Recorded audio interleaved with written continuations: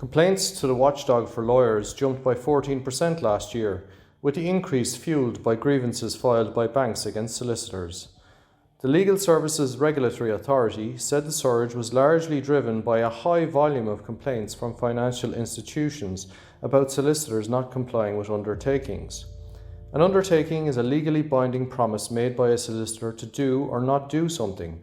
They are frequently used in conveyancing, particularly in transactions involving the redemption of financial charges on properties. Failure to comply with an undertaking can lead to a finding of misconduct.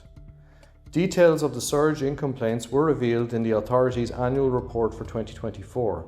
According to the report, the authority received 1,476 complaints last year compared to 1,290 in 2023. Issues relating to undertakings accounted for 168 misconduct complaints, the report reveals. In 2023, this figure was just 69.